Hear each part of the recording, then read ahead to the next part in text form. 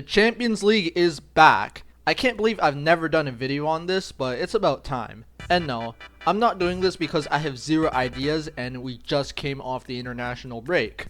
But let's just say this year's knockouts have been absolute goal fests. Sure, 4-2 sounds like a normal aggregate score over 2 legs, but 7-5? It is truly a new generation of players.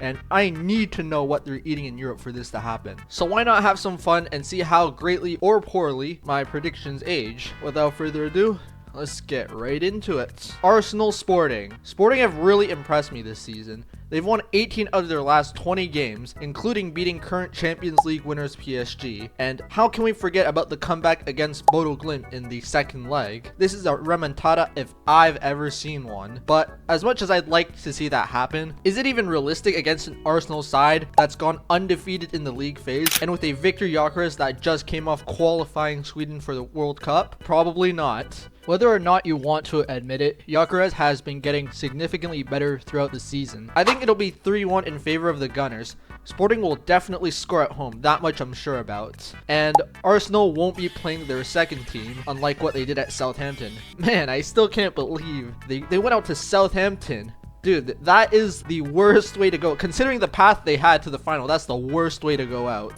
PSG Liverpool. 3 years ago, this would be considered a match between two powerhouses with really anybody coming out on top. I don't think we can really say the same now. The obvious elephant in the room is Liverpool, who've gone from league winners to fighting for the top 4, and it doesn't look like that fight is going very well for them. It's been pretty obvious their form has taken a massive nosedive. Some questionable tactical decisions have been made by Arne Slot, an injury crisis with players like Alexander Isak, who I think just came back from injury, and Jeremy Frimpong, and your star players' aging doesn't mix super well. They aren't consistent with their performances and lose to teams they really should beat. In this tournament, I'm talking about PSV and the first time they played Galatasaray. The less said about the Premier League, on the other hand, the better. I'm sure you're picking up what I'm putting down. If anyone is going to keep them in the tie, it's Dominic Szoboszlai, especially if they get a direct free kick. He's been one of the standouts on this dreadful team, and he's basically everywhere on the field. If you needed a right back,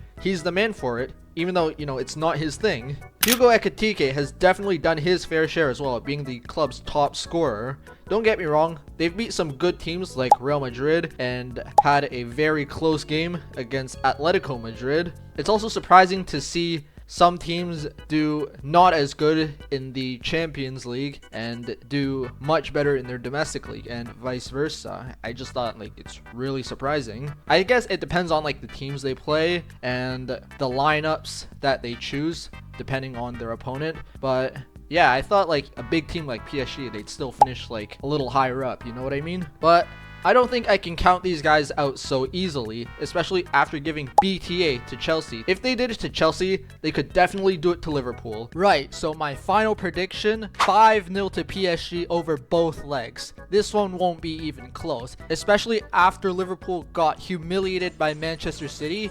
I don't think things are going to be any better, let's be honest. Atletico Madrid Barcelona. Atletico almost bottled it against Spurs in the second leg. Auto Barca win. Nah, on a serious note though, this is closer than a lot of people think, but I trust Hansi Flick to cook something up. Marcus Rashford has started to pick up form again. He might do what Rafinha normally does, score. Atletico, on the other hand, have let in 3 or more goals in the last 4 out of 6 away matches. If it's a big name, sure, I could get behind that, but mid-table Rayo Vallecano? Let's be serious for a moment. If they let Spurs do that, I can only imagine what Barca are going to do to these guys. Sure, you beat them 4-0 in the first leg of the Copa del Rey semifinals, but they were almost pegged back by Barca. Just give them 10 more minutes, and that would have been reality. I would give Barca the upper hand here. Let's say 5-3 on aggregate. I think that sounds reasonable, no? And the cherry on top, they did just beat Atletico Madrid 2-1 in the league, so that's all the more reason to support my claim.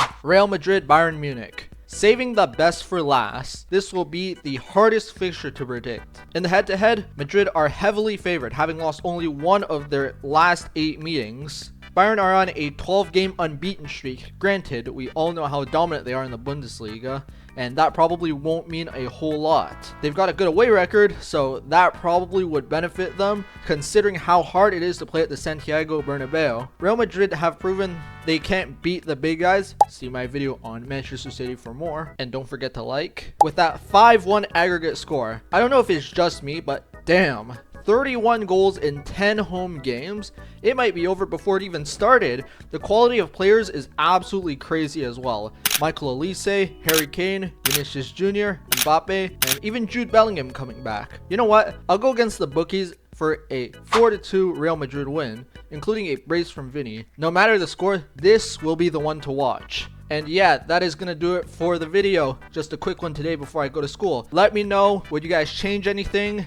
Am I absolutely crazy? You can go follow me on TikTok, link is in the description. Make sure you like, subscribe, share with a friend, all that good stuff. So yeah, have a good day and peace.